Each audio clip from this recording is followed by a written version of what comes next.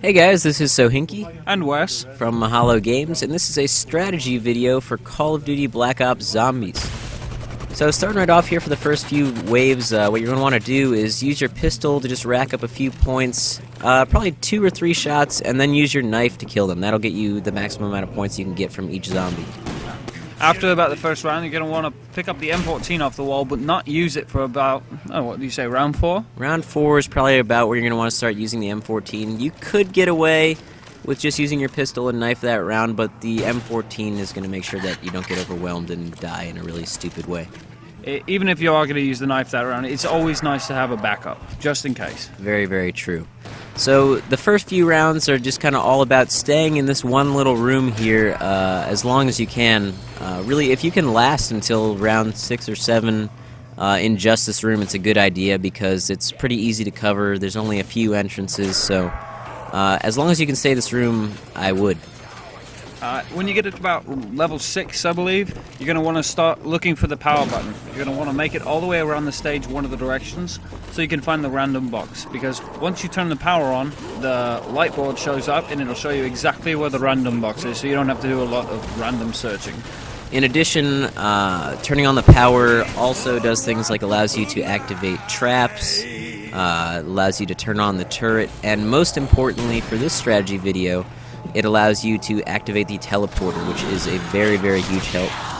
Yes, it is. And in fact, that is actually one of the things we found that for surviving into the later levels, it is a requirement that we found.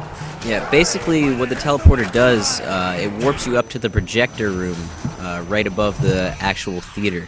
The cool thing about it is if you actually sit in the teleporter and kind of wait till you're surrounded and then activate it, it'll kill all the zombies standing right around you.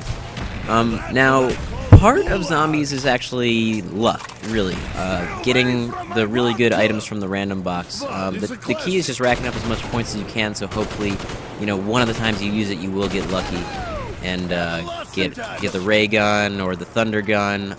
Explosives do wonders just because it'll knock off their legs and it's easier to get away from them. Yeah. In some of the earlier levels, like 10, 11, 12, the launchers, like the grenade launcher or the M79, they will kill all the zombies, but in later levels it'll just blow their legs off. But that helps a lot because they're so slow at that point. And you can actually, at the end of the round, you can keep a couple of them alive and use the random box or let the teleporter recharge. Very true. And one thing that you're going to want to remember is that the teleporter actually needs to be re-linked every single round. So what we found is the best solution is take one of these slower zombies, like a crawler, or if you've blown one in half and he's just kind of walking around, and leave him up. That way, especially if you get a teddy bear, which makes the random box change locations, you have as much time as you need to go find it.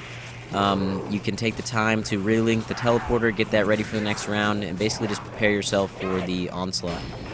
And it's pretty much the same strategy that was in the World at War games, but at the same time, the teleporter is definitely a new thing. And you got to make sure that you save up once you get a good gun for the Pack-a-Punch perk, which is up in the projector room, because that is a definite 100% requirement for the later levels, as even the ray gun is taking up to 5 shots to kill. Very, very true. Especially like around level 20, I believe, even with the upgraded ray gun, it was taking 3 or 4 shots every time, and it was at least 2 headshots. Yes, it was. So, just make sure at the end of each round, especially round 10 and beyond, you're going to want to leave those last zombies up so that you can run around and find the random box.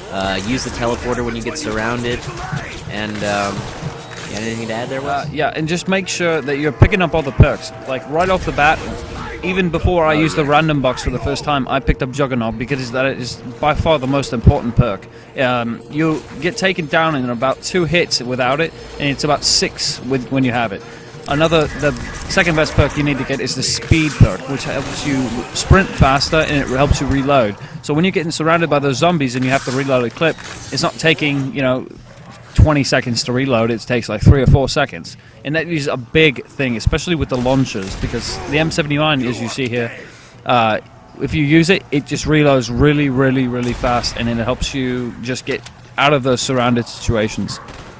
Very true. Actually, the random box you kind of have to get lucky with, but the one constant really in this mode is the power-ups. You really need to, at the very least, make sure that you have Juggernaut. I know there was one of the dog rounds where I got hit 4 or 5 times and I still stayed up. So definitely good to have. On the dog rounds, that's something that we didn't cover. One of the things you want to do is really, I mean, every other round you don't really want to back yourself into a corner, but putting yourself in a corner against the dogs is smart. Not that many come at you at once, and when you're in the corner, it's actually really easy to dodge them. So it's good. You know where they're coming from, and they don't take that many hits to kill. No, that's right. Even in the later rounds, the dogs are still pretty easy. It's simply the earlier rounds that they're harder because you don't have the good weapons that you're going to have in the later levels. So I think that's it. Stay tuned. We're going to be putting up the round that we actually developed these strategies where we got to round 22. So stay tuned for that. And yeah, thanks for watching. Make sure to comment, rate, and subscribe, guys. All right, enjoy. Thanks. Reach for what tonight.